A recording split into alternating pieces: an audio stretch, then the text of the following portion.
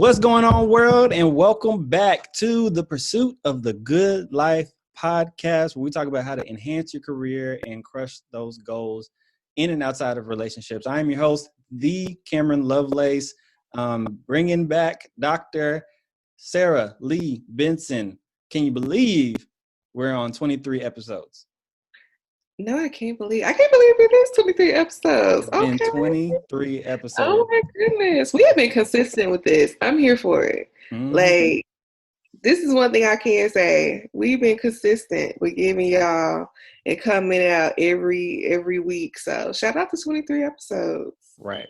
So if you love this, if this is your first time joining us, go back, binge watch, Right. binge watch or binge listen, however you choose to consume your format, to the podcast, bring that heat every single week. So, but what's going on, Sarah? How are you doing? I am good. I'm a little tired. These last 2 days have been pretty busy for me. So I traveled from Dallas back here to home, had a really great work meeting yesterday. And so I just been running. How about you? How are you feeling? So I'm good, trying to stay busy and active, even though, I'm still working at home. Been working from home for the last going on 3 months now, and only getting out to get the essentials and stuff like that. So it's crazy because, you have to be very strategic of what day you want to go grocery shopping. So Sparkle happened to be off on Tuesday, because Tuesday is when Walmart restocks their supplies, and they open up, the neighborhood Walmart that's down the street from my house opens up at 7:00. So I make sure to be in that thing no later than 7:15. So I'm there. Oh, good one. Yeah, so I'm there by like 7:20, 7:30, before everybody just gets there. It's just me, the old people, and people. Yep, and the workers are in the process of restocking the shelves in real time. So I'm getting the freshest. I'm getting like everything that I need. So it's down to a science. So Sparkle looking at me crazy, like, okay, hey, we gotta go. Like, really, this is my day off, and you not letting me sleep in and stuff. Yeah, we gotta go. Cause why you couldn't just go? Why you make her go? We gotta do, because it's a problem if I get some food and she don't want the food. I know, me personally, I'm gonna have a problem. She gonna have an attitude because she don't want the food. I didn't get the food that she wanted. I didn't get the snacks that she wanted, and so it's better if we go together so that we can both get what we want. I got you. So I got you. Yeah, that's a little bit of what's been going on. But of course, as we've been talking about in weeks prior, she's still hustling. She's still getting the grind on, doing these tests.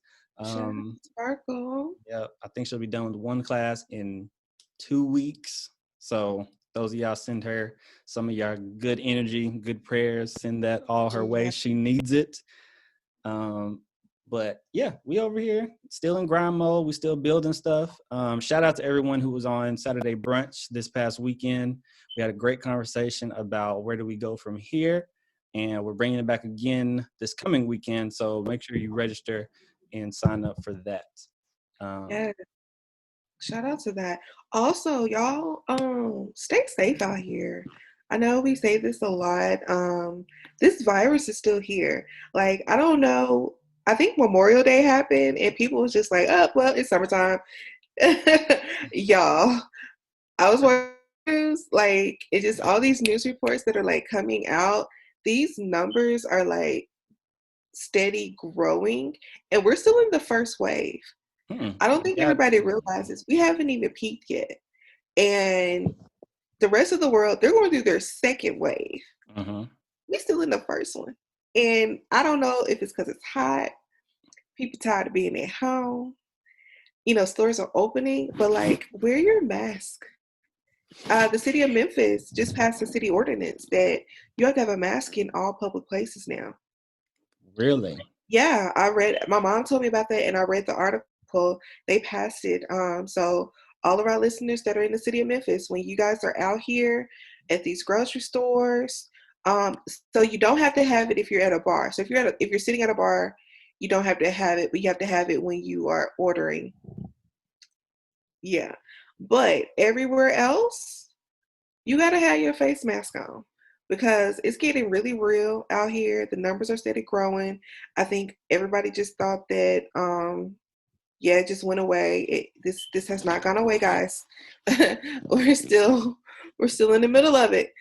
But I need y'all to do right because these children need to go back to school in August and y'all playing. 'Cause look, at the rate we going, I saw Ken posted it. They canceled the Southern Heritage Classic. Yeah, they did. I saw that. So That's like 70,000 people, 75,000 people who normally come to the classic. They've already canceled it. I'm already preparing my heart for for homecoming to be canceled. Jackson State's Thea I Love homecoming. I have to prepare myself because this is our 10th year. And yeah, I just have to prepare myself for it because I'm just not trying to get sick, y'all. And it's just still rough out here on top of everything else that's happening. So just don't get distracted by everything and think that, the virus is gone. It's not gone. It's still here. I think it's a combination of like what you said on Memorial Day, like Memorial Day specifically. There were a whole bunch of people that just said, you know what, forget it. I'm finna go out on the lake. I'm finna get this boat and I'm gonna get the bathing suit, my beers, get and this barbecue. I'm gonna get this kind of Corona. I'm gonna drink this Corona. Yeah. And worried about COVID. It was a combination of that, and of course the worldwide protest that ensued on the Monday on actual Memorial Day. And I think just people was like, you know what, COVID or not, I'm gonna do what I can. And yeah, that's exactly why I said last week, can't do it. I ain't COVID still out here, can't do it. But yeah, it's so bad.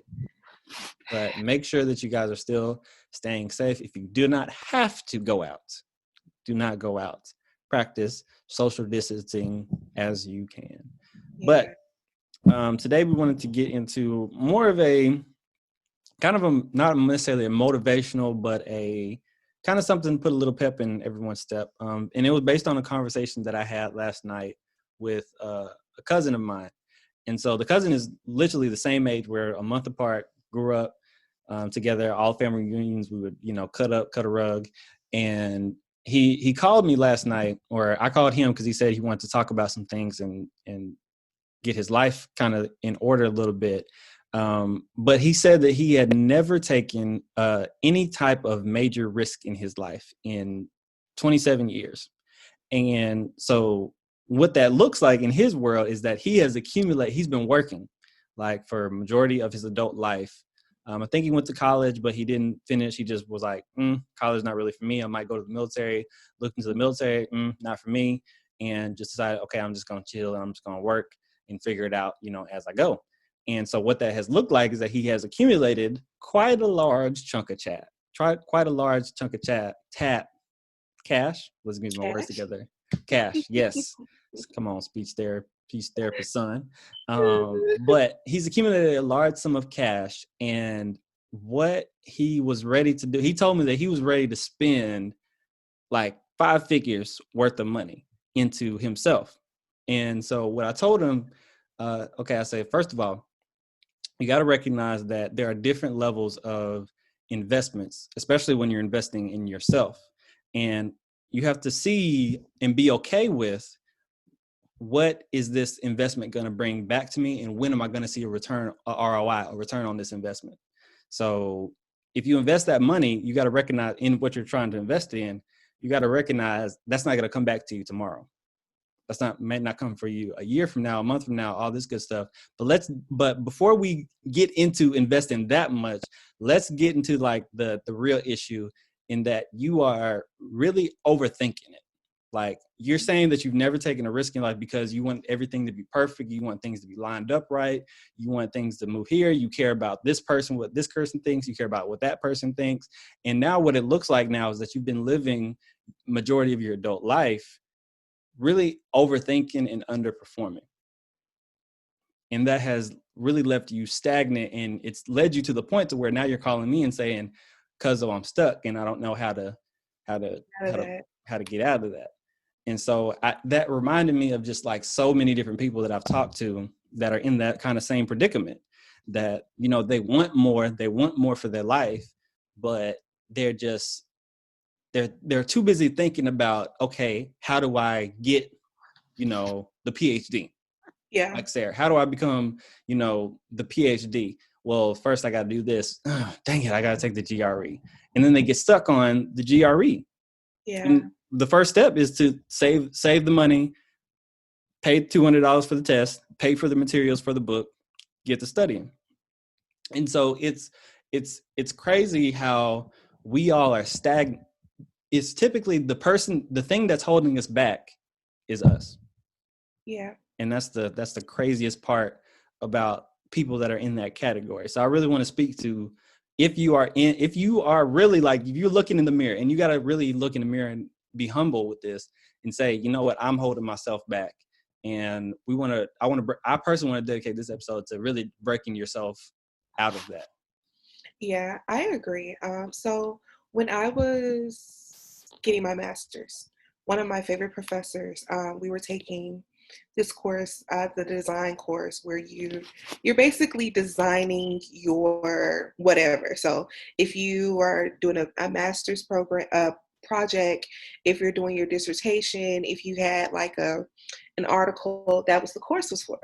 So the one thing she used to tell us, because if you've ever been in school, if you're getting a master's, if you're getting a PhD, that dissertations or thesis is such a huge thing. Yeah. Like it's a huge thing that, like, just thinking about it would make you become overwhelmed and very anxious. So the one thing she used to tell us in class was, she was like, pull the cart 2-3 feet. That's it. Like, focus on the 2 to 3 feet right here. That's how you're gonna pull this cart. Just every 2-3 feet, you're gonna pull it. Every 2-3 feet, you're gonna do it. Because if you're trying to look at the big picture, you're gonna become overwhelmed. You're gonna overanalyze every little thing. But if you just focus on what's right here in front of me, right? So for us, it was like, okay, what's your topic? Okay, we got your topic. All right, where does your topic fit? Okay, what's the literature around your topic? You see what I mean? Mm-hmm. So, like, she had us break it down to where it was these little bitty chunks that we could digest.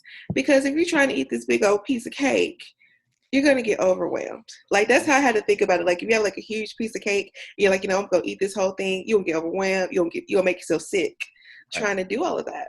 But if you just take it piece by piece by piece and focus on what you can do right now, that can help you through that process, right? So thinking about my journey, first off, when I started my graduate program, I did not know I was getting a PhD. I did not want a PhD because the thought of a dissertation frightened me.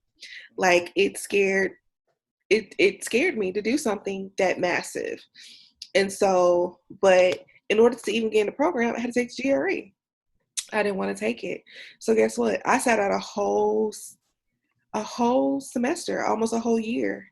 I sat out from school because I didn't want to take the GRE because it just seemed like this big thing. But by me, like, focusing on little by little and going step by step, I was able to eventually get into the program, get my master's, and get my PhD.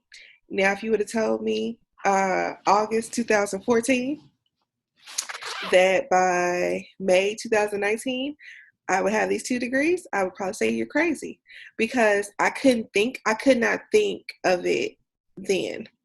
Like, those thoughts really and truly overwhelmed me. But going step by step or piece by piece, that really helped me be able to walk through that.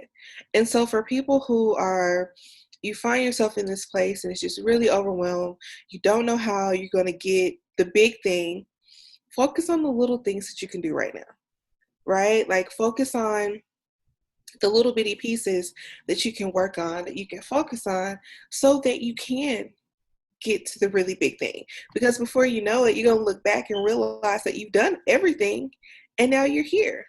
Like, you've done all of the steps, you've completed everything, and you've done it in a manner that was digestible for you. Not everybody else, but you. Because one thing I think we forget is that, like, everybody's on their own journey. What works for you is not going to work for the next person.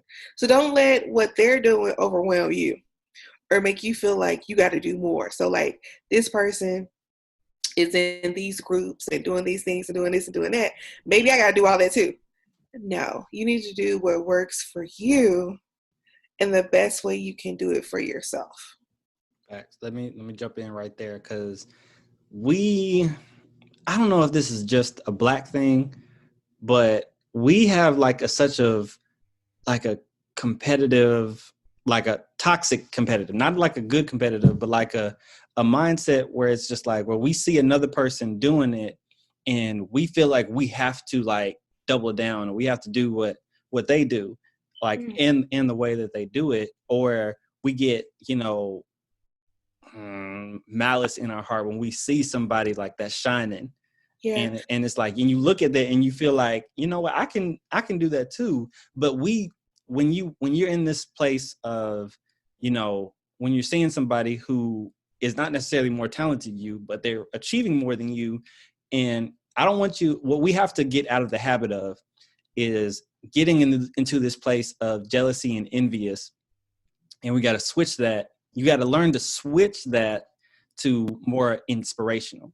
It shouldn't make you like want to dim their light or dim your light, or make you feel some type of way that another person is successful, especially a person that's successful in your industry or in a spot where you're trying to be successful in. What that should inspire you to do is to go harder. That should motivate you. That should only motivate your work ethic, not your happiness, not your joy, because comparison is the thief of joy. So if you're too busy looking at, people that are your age traveling to Jamaica every other summer, you don't know. First of all, you don't know what their situation is, because people can put stuff on credit cards. Hello. And just say, what, forget it, I'm gonna go. But you can't look at them and say, dang, I wish that was me, or dang, look at them. Like, that should motivate you to say, what is the difference? There is really no difference between me and them. Let me go harder in my work ethic. Let me go harder in what I need to. Let me get my ducks in a row so that I can be where I want to be, which is not necessarily measured by another person, but it's where I want to be. I want to be able to take 3 vacations a year. I want to be able to go out and just have lunch with my bride, with my wife, with my, with my boo thing, and be able to take her out and just say, okay, let's just go.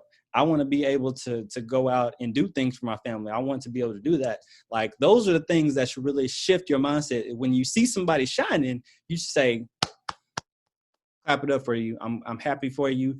Now I'm going to go harder, because I see that it's possible.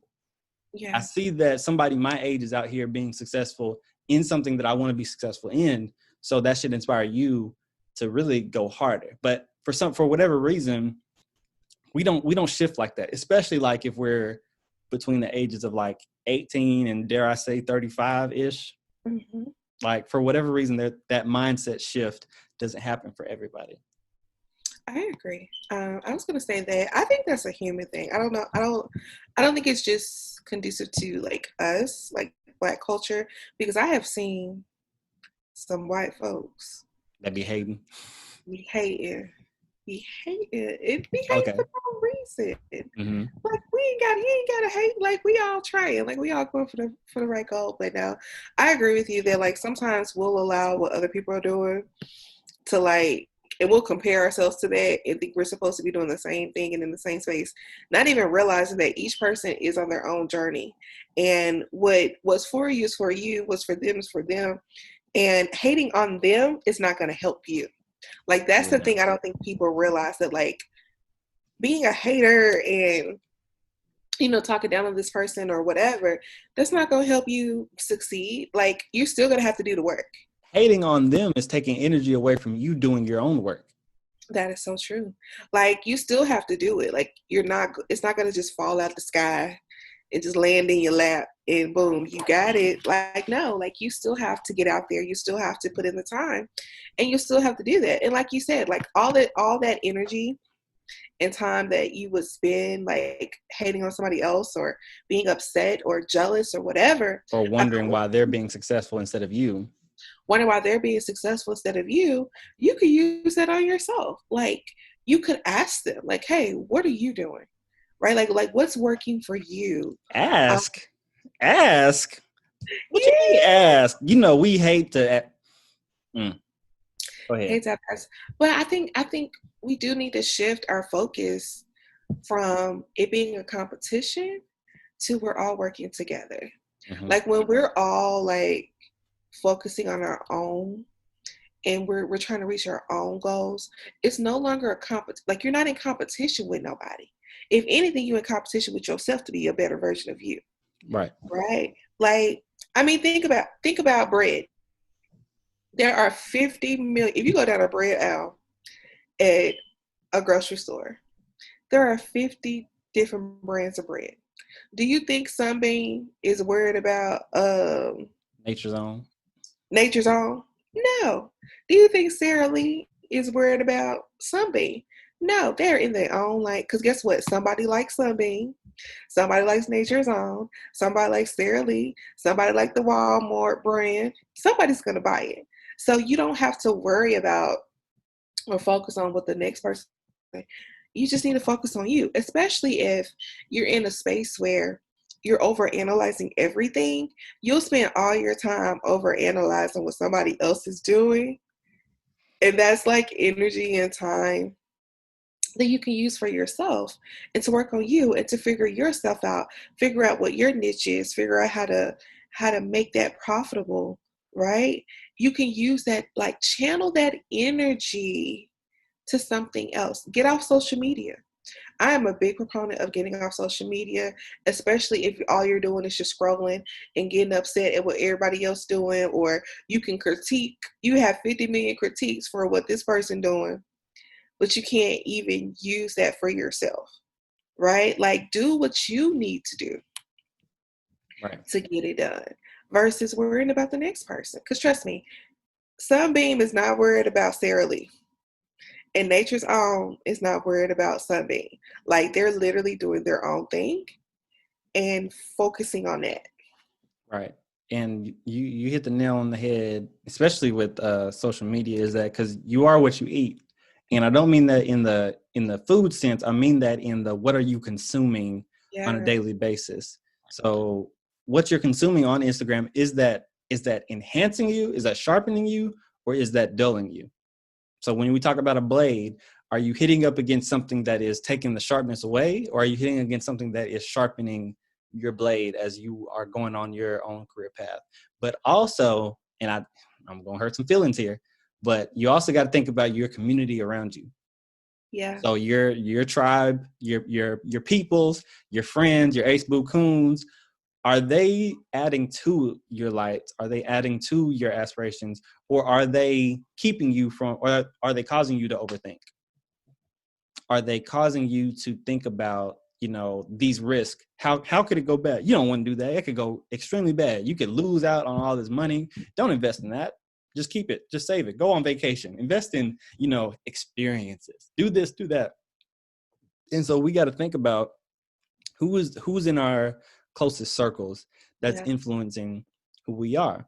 Like we've said several times on the podcast, while Sara was going through dissertation, it was a tight knit circle, because only people that could contribute her and push her to keep going were allowed in. And so it's that same kind of mindset that you got to have. Only if you're trying to really go and do something and get out of this space of overthinking, where the thoughts don't just come from within. Thoughts are stimulated through outside sources. So it's through the videos, the contents, the TV shows that you watch, and it comes through like the things that you listen to. So if you're listening to a podcast like this, that's great. You're going in the right direction. But if you are constantly having conversations with people who are contributing to you overthinking or making you look at everything as a risk instead of investment, then you're going to constantly stay in this cycle of overthinking instead of getting with somebody that's maybe like a coach that can hold you accountable and say, hey, this is what you said you wanted to do. You need to go ahead and pony up and get to it. You the one said you wanted to get back in school. you need to man up and buy this GRE, this GMAT, this LSAT, this whatever your app book is, test is, and get to studying. You the one said you wanted to get married one day, so you got to get it right. That means you got to put yourself out there. If you got to go on Christian Mingle, if you got to use Facebook's new dating tab, whatever that's about, you got to put yourself out. You got to take the first step. You got to have somebody in your community, not necessarily the whole community, but you need at least one person in your community, in your line of influence, that is going to say, dog, girl, you thinking too much. Get over yourself. Give me the phone. Send. What should I say to him? How should I say? No, send. Say what you want to say. Be yourself and go out and go through it and prosper. And it's so critical. It's so simple, but it's so critical to think about who all is influencing that line of thought, because these thoughts don't always just come from within. That's so true. No, I agree with you on that. You definitely have to check your circle and check what you're consuming, who you're allowing to pour into you. It's just what you're allowing in your space. A lot of the things, and sometimes we don't even realize that, like, the thoughts of other people can influence what we think. Like that perception of okay, this person is just like overwhelmed and they don't think I can do it. Well, maybe I can't do it. No, you can. You just have to temper and filter through those things in people that you allow in your life. Right. You know what I mean? And you got to start with where you're at. So you might not have the full-blown master plan of how to go out and execute your vision. So whether that's your business, whether that is, launching yourself in the music industry, launching yourself into the PhD program, you're not going to have all the mapped out step by steps. It's so crazy. I just had a conversation with one of my RAs that I supervised. She just finished law school and she's studying for the bar exam. And she said, I actually want her to come on the podcast when she's done studying, because I was like, you ain't gonna blame me for if you fail or not. So, but she said something today that was very interesting to me. She said, I wanted to be a lawyer when I was in the 8th grade, but I just started where I was at, and I just worked my way up one piece at a time. And I mean, God's favor has just been with me every step of the way. And so she started with, of course, saying, okay, well, let me just do mock trial. Let me just get the practice of seeing if I can even defend, if I can correctly articulate my thoughts, if I'm good at reading and writing, so then I can get into a good college. Okay, I got into a good college. Let me major in something that's going to further develop my critical thinking skills. Let me still do mock trial to do my oral skills, and then let me apply to a law school. Okay, now I'm in law school. Let me figure out this system. And now she's graduated, got her first job out, and now she's studying for the bar. So it's one step at a time. And she's a Black girl. So Black girl magic in the lawyer field. And she wants to be a prosecutor, which I'll let her get into all that when we bring her on.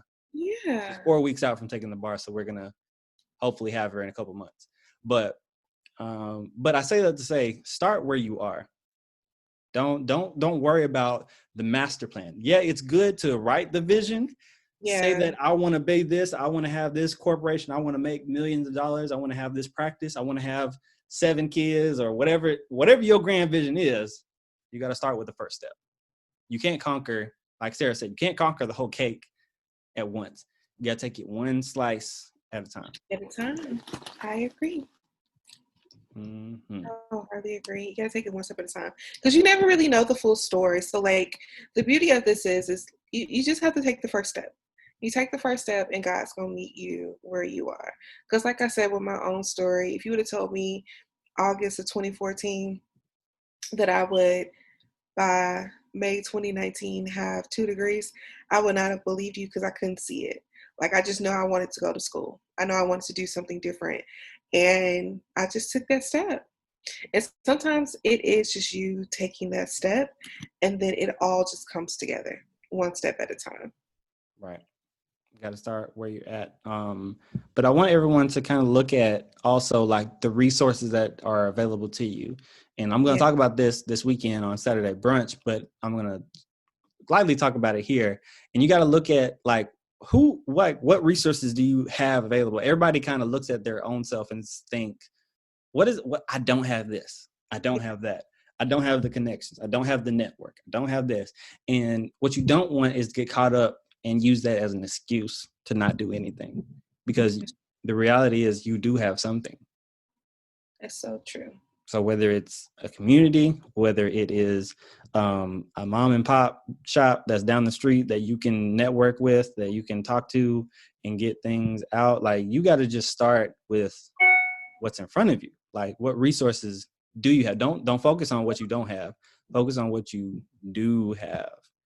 And I think a lot of people get caught up in that too. And when we say overthinking, as far as like going out and performing something. So it's, your community that's around you, people that are influence you to think the way that you think. Mm-hmm. And then it's also looking at what you don't have. So remove those two as definitely as a starting point to overcoming that overthinking mindset. Or because we just get caught up in overthinking and then we develop paralysis by analysis. Yeah.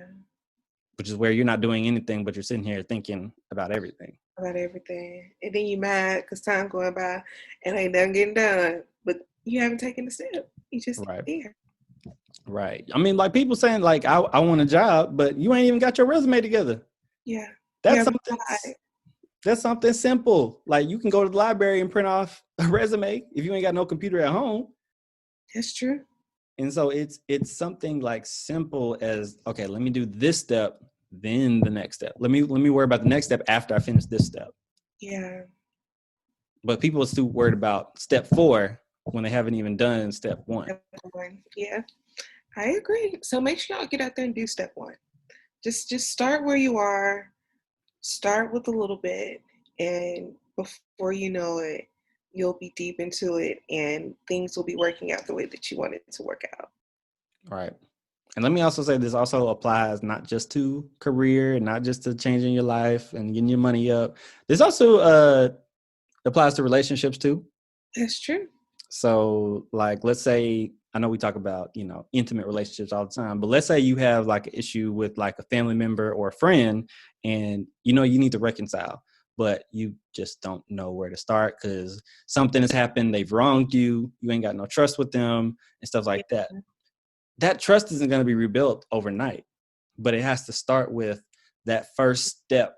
And oftentimes we don't want to take the first steps, especially because we're like, well, they're the ones who messed up. I shouldn't have to make the first step. They should come to me. They're the ones who's all salty. They're the ones if they're the ones salty, why you clapping your hands like you mad? That's true. why are you getting such an attitude right now? But we often have to look at, okay, realistically, what does the first step look like? And I can speak directly to that for me and my experience when I had, to reconcile with my dad. I know he's conflict averse. He's not gonna come out of the blue, call me up and say, hey, let's talk. Yeah. And I just want to get something off my chest. I've wronged you. Da da da da da. I knew he wasn't gonna do that. So I had to, like the night before I went back to school one semester, I drove from Memphis to his house in Jonesboro. Okay. In like not necessarily the middle of the night, but it was just like on the spur of the moment one night. I didn't even let him know I was coming. I just showed up, popped up. What's up? We got to talk. But I had to develop the courage to my cousin's point. I had to say the courage is that, you know what, enough is enough. I'm sick and tired of us having this, like whatever this is as far as this relationship. And I had to take the first step and say, you know what, I'm going to go. I'm going to have my talking points and I'm going to get whatever off my chest, and whatever happens, happens. But especially in our relationships, I feel like a lot of us just don't know where that first step is and how to go about like fixing it. Sarah, did you freeze up for a little bit? I feel like you did. So I'm going to just keep going. But you have to know where to go from there and know what that first step is. So if that is like a family member with a parent and, you're reflecting and you feel like, you know what, I've been wronged or something's going on and I just don't know where to reflect it, or I don't feel like that they're willing to listen to me. They're not going to listen to me because, you know, I'm the child and they've just been the way that they've been the entire time. So I'm just going to let it be. I'm just going to let it slide under the table. But we, as the children in this scenario, or in whatever scenario, we have to decide, you know what, I'm going to do this necessarily for me, not necessarily for them, but I'm going to do this so that I can repair this relationship, or at least I can at least say that I did everything within my power to make it right. And so with that first step, we have to make sure that we're doing our part. And Sarah's back with us all. Hey Sarah, y'all. I'm sorry, what happened? I don't know what happened either. I just kept talking. Yeah, you were talking and it just went like you froze and it just went off. I got you. Gotta love Zoom.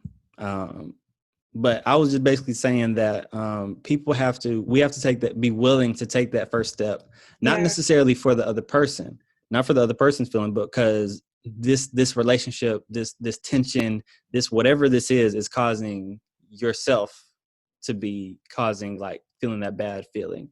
And so we gotta be willing to take that first step and that have that courage that regardless of what happens, I'm gonna do this not for you, but for me, for my peace, for my settled feelings as far as the situation. Because I'm not gonna hold on to this resentment that's holding me back. Every time your name gets caught up, I'm feeling some type of way. Every time you come around, I don't want to talk to you. I'm avoidant. But no, you gotta have the courage, the testicular fortitude to go forth and confront the problem respectfully, of course, but to go forth and talk to that person, whether it be a parent that you've had, you know, issues with growing up that, you know, now that you've been through counseling or whatever, you're on the side and you want to resolve it, whether it was, you know, a cousin, whether it was whatever. If it's really affecting you and you feel like you need to go confront the problem, I encourage you, stop overthinking, stop making excuses, and get empowered and go do it. yeah. And so that's where I was taking off from there, Sarah. I don't know if you had a thought on that or have an experience with that. That was good. Like you hit the nail on the head with that one. Like I agree to all of that. Big facts. Well, I think actually, well, and Sarah was cut out, so I was wondering if you was going to go ahead and go, but I know you have a meeting that you got to get to. Got a Yeah. phone call that you got to get to. So I'm gonna go ahead and let you go. Announcement, make sure that if you're listening to this, you are registered for Saturday Brunch. Like I said, we're gonna talk about, you know, resources and not making excuses for what you do have, but looking at not what you don't have, but looking at what you do have. So make sure that you're signed up for that. We had a great discussion last week, so we're gonna bring it back again, at least for the rest. We're gonna continue it on for the rest of the summer. So make sure that you guys get involved in that.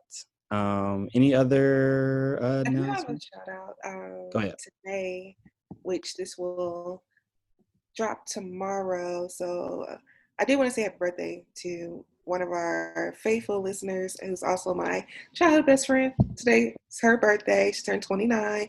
Happy birthday, Bree. Hope you're enjoying your day. So I Season definitely finale. season finale for her. Since everybody has a season finale, it's so funny. Her season finale. And so definitely just want to say happy birthday to her. Amazing friend in person in this world. Big facts. And she hopefully she'll be on the podcast pretty soon. So Yes. She actually just texted me and was like, yes, what are we talking about? So so next week, you guys will be hearing from faithful listener of the podcast and yeah, LMFT. yes. We definitely bring on people who add value to you. So we'll be bringing that up, coming in hot next week. Stay tuned for the opening of the Good Life community. We're setting things up, we're getting things in motion. So if like we were talking about this whole podcast, if you need that community of people who are like-minded or trying to go to where you're trying to go to, and need that accountability, I highly recommend like getting in the community when we launch. I will first announce it on the podcast for you. So, because you guys are faithful podcast listeners, 23 episodes. We're going to keep rocking. We're going to make it do what it do. Yes, we are. Well, all right. Well, until then, go give us that 5-star review on iTunes. Share this with somebody who needs this, and keep pursuing your version of the good life. So until then, we will see you next week. Bye, y'all.